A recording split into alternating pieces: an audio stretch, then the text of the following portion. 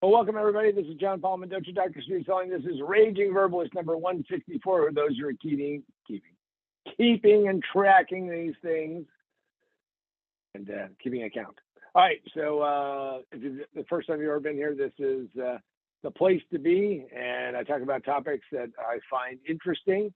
Also things that get kicked up and sent to me.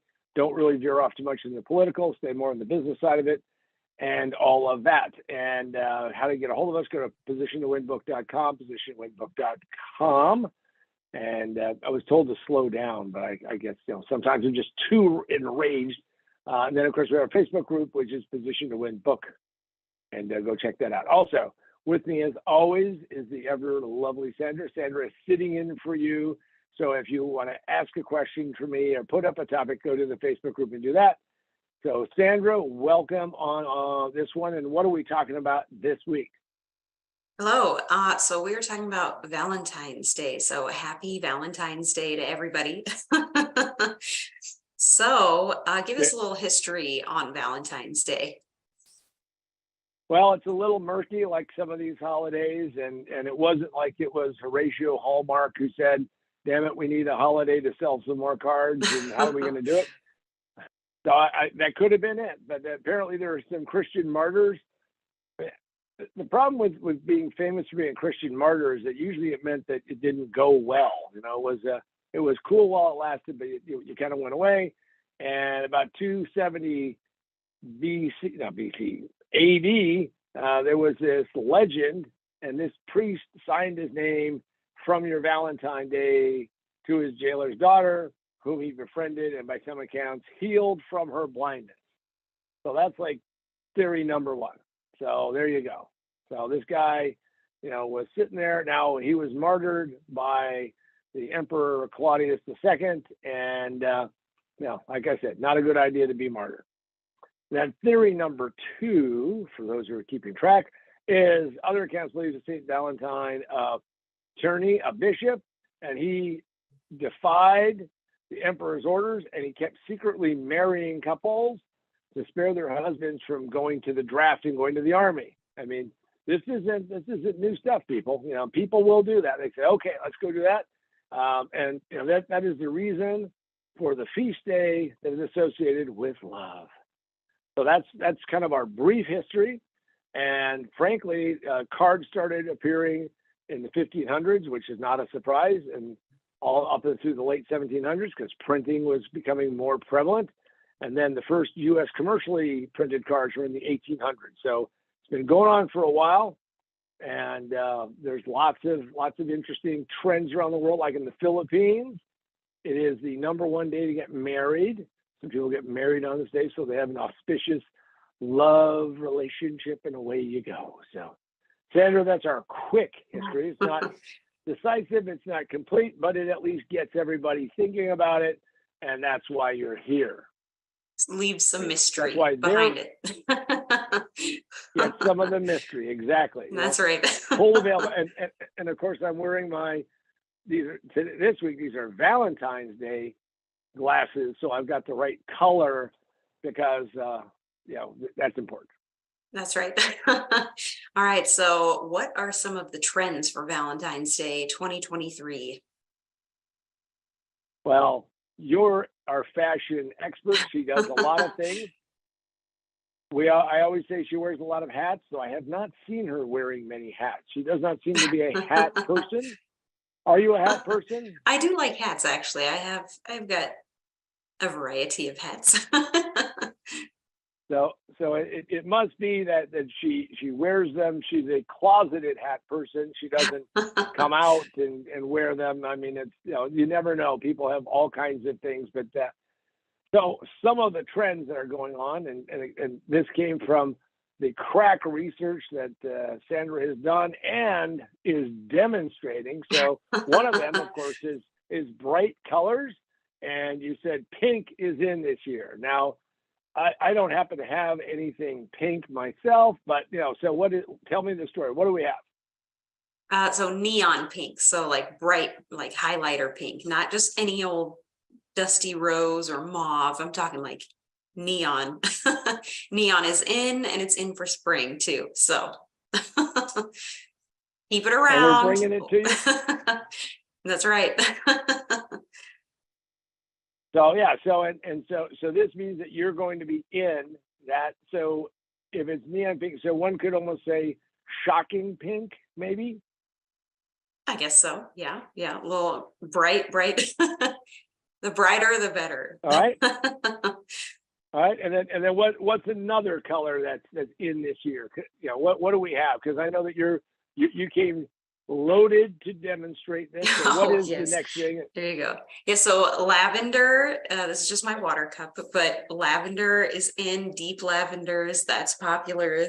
That color is also in for spring of 2023 for fashion.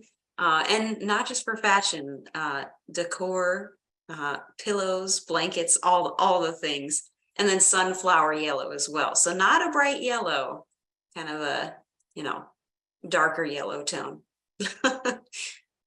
little muted. So, but in the food world, we have a couple things that are there, which is a heart-shaped pizza. What could be neater than that? You know, you go get yourself a heart-shaped pizza, carb up, get ready for the big day. And then there's like some limited edition chocolate strawberry Cheerios. I had not heard of these things, but of course Sandra went out of the way, and that's right. Now,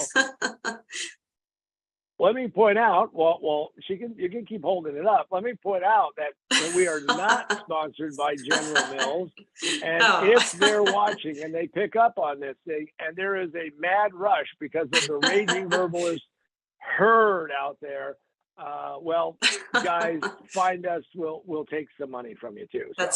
That's right. Limited edition. Pick it up, all your local grocery stores. That's where I got mine when I was buying my groceries, and they were on sale. There you go. See that? Smart shopping, high sugar content cereal for Valentine's Day. That's all right. Well, and then you said that there's a new kind of M&Ms that are out this year. Yes, I haven't tried them.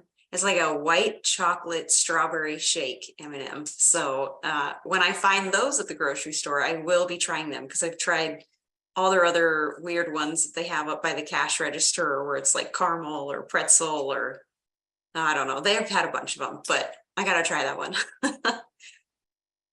Well, and one can only hope that eventually they'll legalize cannabis all across the country, so there'll be cannabis M&Ms. You get high and then you cure your munchies all at the same time.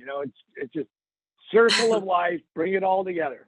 Dual purpose. Now, exactly. Well, we're just trying to help them out. So now, what is there's some kind of thing that people are doing, and when you threw this at me, I mean, it was like, wow. So, all right, what is this thing that people are doing? Like for activities, or like what they're wearing, or both? No. It's the F word. She said the F word. She was F-bombing away. That's right. Fondue. People are fonduing. Popular at restaurants, at home. Yeah. Now, for those of you who don't know what fonduing is, it is where you take a cheap thin pot, usually, and you put it on this little gizmo, and I assume they're still using that kind of approach. And then what you do is you heat up something, cheese or chocolate or gooey something, whatever it might be, and then you have your friends over, and then you give them these little skewers, and you stick these little skewers into stuff, and then you dip your item. Got to be careful you don't let it dwell. That's what it's called when you just submerge it and let it just sit there absorbing. Because if it dwells too long, it dissolves the bread. I learned that from my own practical experience. This is time-tested, proven bad fonduing. And then you take that baby out, and the first thing you do is especially if you have a host that has really heated their fondue goo. I wonder if that's like a technical term for it. It's fondue goo. Anyway, what you do is if you stick that bad boy in your mouth and that cheese is really hot, you'll burn the roof of your mouth. It really hurts like crazy. Probably a lawsuit, Somebody comes out and goes, We're going to see the TV commercials. Have you been harmed in a fondue accident? Well, we're going to take care of it. We'll get you taken care of. That's right. But she told me that this whole fondue thing is back, and I lived through a big era of that growing up in my reckless youth. And in just a few years after the fondue craze died, every sinking yard sale had old, sad fondue sets that had been cast asunder. But of course, we always knew what to do with the little sharp, pointy sticks, which is how my mother saying, "Quit stabbing your brother," which I thought that was what made it. So now, of course, you can go out, you can bake cookies, you can have dinner, maybe go to a movie. Though movies have been a little weird lately. And then, of course, for singles, there's this trend of wearing all black because you don't have anybody with you. And of course, I always just flash right to what you don't have the internet and an escort service. But I mean, I guess that isn't what you would think about in Valentine's Day. So anyway, so that gives you a little bit of the trends of 23 in Valentine's Day, and we're most pleased in the crack research that Sandra has done and the effort that she put into it. And all I can say is, hopefully, some of you, this means that you will not be lonely, you won't be sad, you won't burn the roof of your mouth, and you'll have a good time on Valentine's Day. All right, so what's next? All right, so how can someone put more joy and happiness into the world during these troubled times this Valentine's Day? Now, some would say that I'm a little cynical and sarcastic and all of that, but I think that one of the things that you can do on Valentine's Day is that if you have somebody special, do something with them, spend some time with them, maybe. And I mean, when I say this, of course, I kind of get a little shuddering.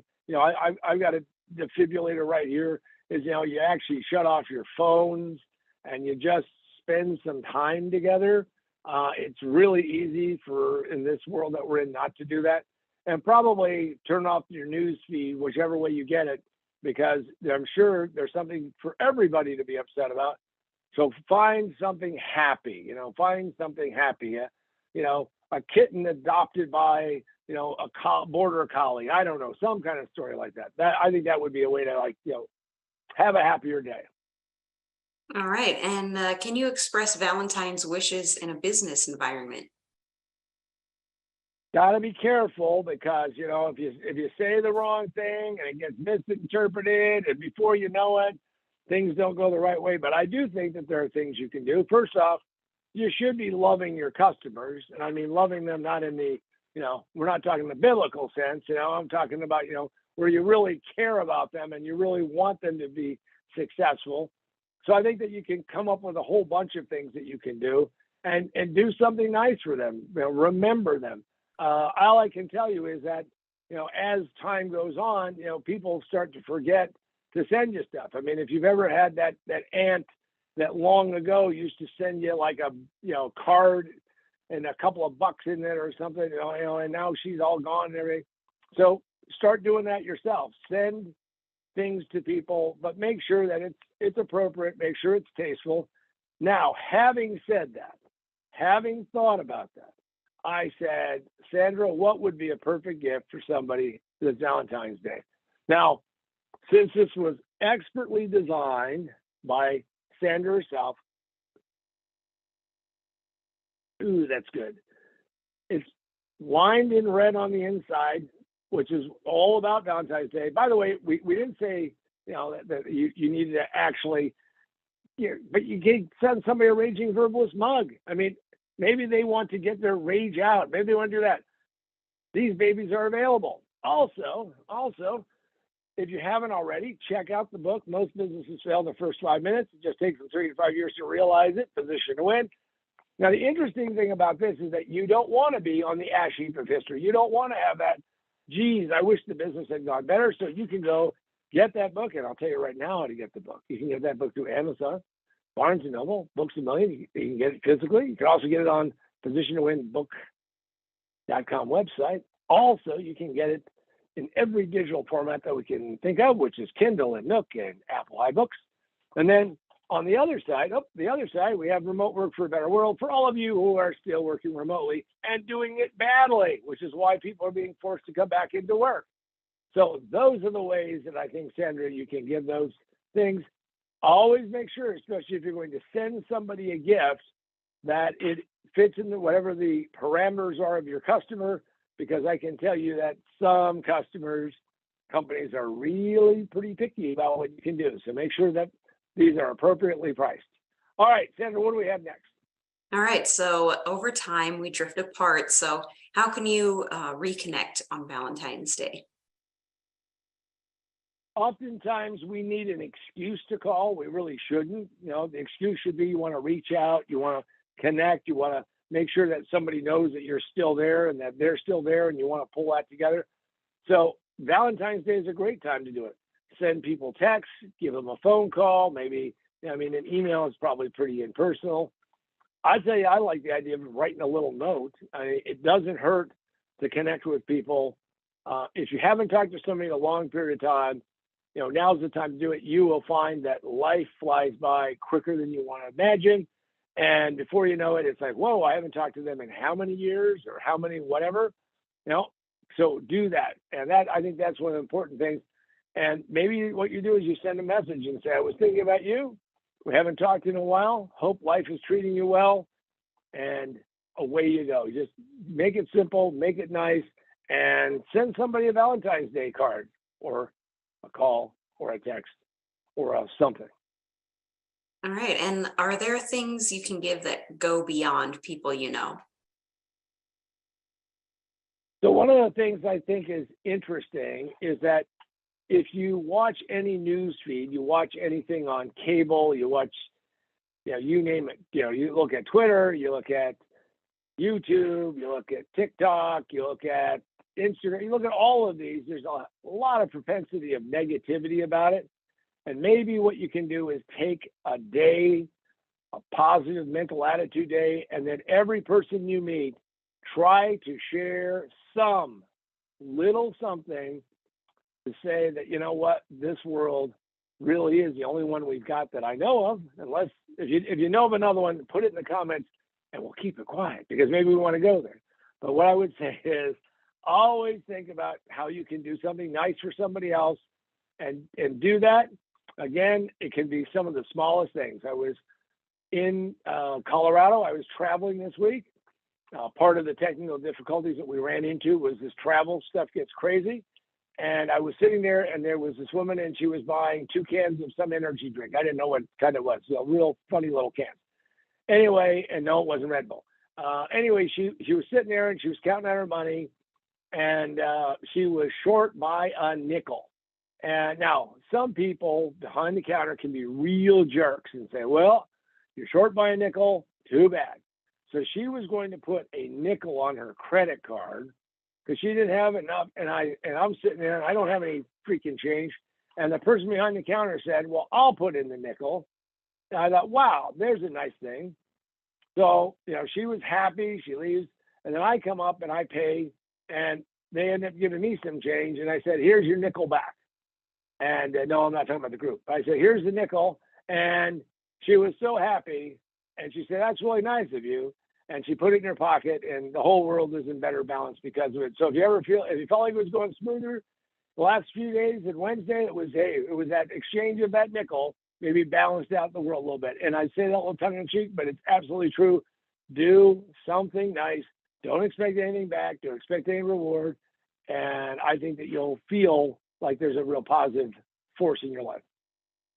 Right. And how do you express an attitude of gratitude for those you find important in your life? First thing that you want to do is make a list. Who are all the people that you had been around that helped you out and did some certain things and life was good and everything was going well and all of that. And what you really want to do is you want to make sure that you take some time and you contact them. Maybe Valentine's Day is the excuse. We talked a little bit about this, but attitude of gratitude is really being thankful for whatever they did to help you out. Now, we live in a very hypercritical world. people say just the silliest things, and then people get crazy about it and want to, to get a mob together, and no, it's like a waste of time. So what you want to do, in my way of thinking of attitude of gratitude, is what can you say to do that? What can you do to put that in place, and see what you can do to move that along. And the attitude of gratitude is really always knowing the people that have done nice things for you, and you do nice things for them. And I try to do this when I travel.